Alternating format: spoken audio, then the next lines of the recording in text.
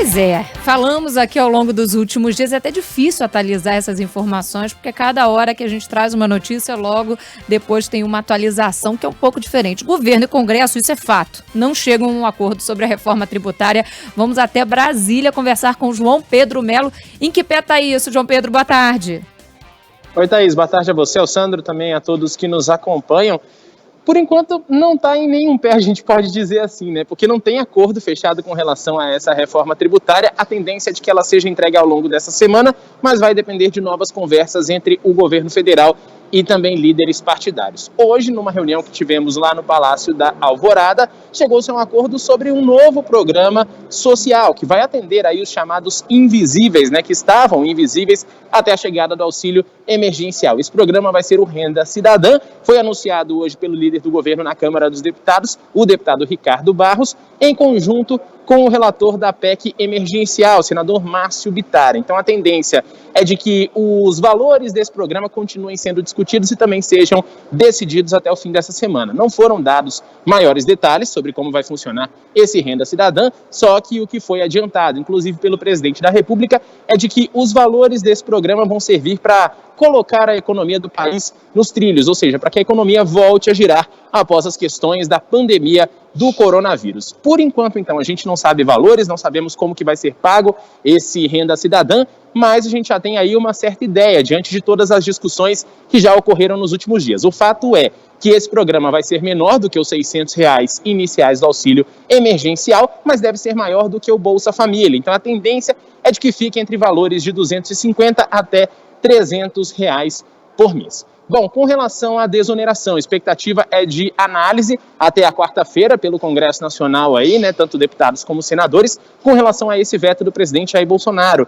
E o governo já vem falando isso há algum tempo e voltou a repetir hoje, após essa reunião, de que é preciso aí criar um novo tributo para dar equilíbrio às questões das contas públicas. Então a tendência é de que tenhamos sim um novo imposto nessa proposta de reforma tributária, que deve ser aí discutida ainda entre governo e líderes partidários, mas o que a gente não sabe ainda é sobre a questão das alíquotas desse novo imposto. O governo evita falar em nova CPMF, mas seria uma espécie de imposto sobre as transações digitais, aquela questão que a gente já vem falando há um certo tempo aqui na Band News FM. Bom, ainda com relação a essa questão, o que a gente pode destacar é que o valor aí desse programa, como a gente falou, deve ficar aí na faixa de R$250 a R$300, e tem um detalhe interessante, né? O líder do governo, né, ou melhor, o cara que faz a relação aí, ele está sendo o relator da PEC emergencial, que é o senador Márcio Bittar, ele destaca o seguinte, que vai ser 2% de renda